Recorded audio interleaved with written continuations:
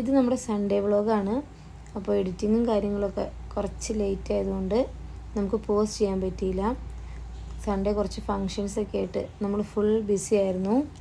നമ്മുടെ കുട്ടീസിനെ പഠിപ്പിക്കുന്ന ഉസ്താദിൻ്റെ സിസ്റ്ററിൻ്റെ മാരേജ് ആയിരുന്നു. അങ്ങനെ നമ്മൾ ഫുൾ ഫാമിലി ആയിട്ട് ഫങ്ഷന് വേണ്ടിയിട്ട് പോവാണ്. അപ്പോൾ മൂവാറ്റുപുഴയാണ് ഫങ്ഷൻ. നമ്മുടെ കുട്ടീസിനെ എല്ലാം സെറ്റാക്കി റെഡി ആകുമ്പോഴേക്കും എവിടെ പോയാലും നമ്മൾ ലേറ്റ് ആവും കേട്ടോ. അങ്ങനെ നമ്മൾ ഫങ്ഷൻ എത്തിയപ്പോൾ കുറച്ച് ലേറ്റായി. അതുകൊണ്ട് തന്നെ നല്ല വിശപ്പായിരുന്നു. നല്ല അടിപൊളി നെയ്ച്ചോറും ബീഫ് കറിയായിരുന്നു കേട്ടോ. വീട്ടിലിരിക്കുമ്പോൾ ഭക്ഷണമൊന്നും വേണ്ടിയാലും വണ്ടിയിൽ കയറി കഴിഞ്ഞാൽ എവിടെ നിന്നാണെന്നറിയില്ല, എപ്പോഴും വിശപ്പും ദാഹമാണ്. അങ്ങനെ നമ്മൾ കല്യാണ വീട്ടിൽ നിന്നൊക്കെ ഇറങ്ങി നേരെ ഐസ്ക്രീം വേണമെന്നൊക്കെ പറഞ്ഞ് അങ്ങനെ ഒരു ഷേക്കൊക്കെ കഴിച്ചു. അടുത്തത് നമ്മുടെ പരിപാടി എന്താണെന്ന് വെച്ച് കഴിഞ്ഞാൽ നമ്മുടെ മൂവാറ്റുപുഴ തന്നെ ഒരു ചൂണ്ടയിടൽ മത്സരം ഉണ്ടായിരുന്നു. അപ്പോൾ ചൂണ്ടയിടാൻ റെഡിയായിട്ട് നമ്മുടെ അബ്ബാജിയും കായും കുട്ടികളൊക്കെ നേരത്തെ അവിടെ ലാൻഡ് ചെയ്തിട്ടുണ്ട് കേട്ടോ.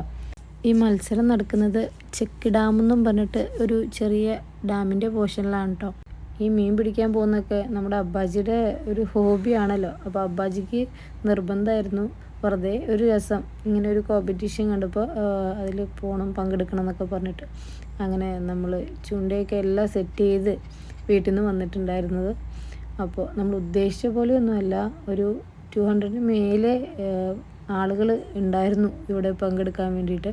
അപ്പോൾ ഏറ്റവും കൂടുതൽ തൂക്കത്തിനനുസരിച്ചാണ് കേട്ടോ അവിടെ പ്രൈസ് അനൗൺസ് ചെയ്യുന്നത്. സത്യം പറഞ്ഞാൽ ഞങ്ങളവിടെ നിന്ന് പോസ്റ്റ് ആകുമെന്ന് വിചാരിച്ചെങ്കിലും ഒട്ടും തന്നെ ബോറായില്ല കേട്ടോ. ഭയങ്കര ഇൻട്രസ്റ്റിംഗ് ആയിരുന്നു. കാരണം ഓരോരുത്തർക്കും ഇത് കിട്ടുമ്പോൾ തന്നെ നമുക്ക് മൈക്കിൽ അവർ അനൗൺസ് ചെയ്ത് പറയും. ആളുടെ പേര്, ചെസ് നമ്പർ സഹിതം ഇങ്ങനെ പറയും കേട്ടോ. എത്ര മീൻ കിട്ടിയെന്നുള്ളത് ഇങ്ങനെ മെൻഷൻ ചെയ്തുകൊണ്ടേ ഇരിക്കും. അപ്പോൾ നമ്മൾ ഇവരുടെ പേര്, നമ്മുടെ അബ്ബാജിയുടെയും മുന്നാടെയും പേരൊക്കെ ഉണ്ടോയെന്ന് ഇങ്ങനെ ഭയങ്കര ക്യൂരിയോസിറ്റിയിൽ ഇങ്ങനെ വെയിറ്റ് ചെയ്തിരിക്കുകയായിരുന്നു കേട്ടോ. അതായത് നമുക്ക് ഒട്ടും തന്നെ ബോറടിച്ചില്ല.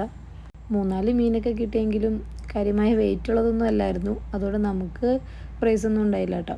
എന്തായാലും സമയം പോയതേ അറിഞ്ഞില്ല. ഇനിയിപ്പോൾ നമുക്ക് ഒരു ഫങ്ഷൻ കൂടി ഉണ്ട്.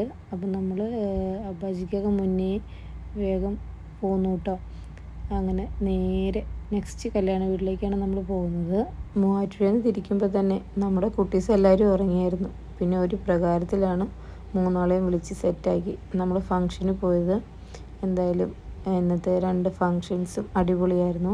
പിന്നെ നമ്മുടെ ചൂണ്ടയിടലും ഒരു പുതിയ എക്സ്പീരിയൻസ് തന്നെയായിരുന്നു.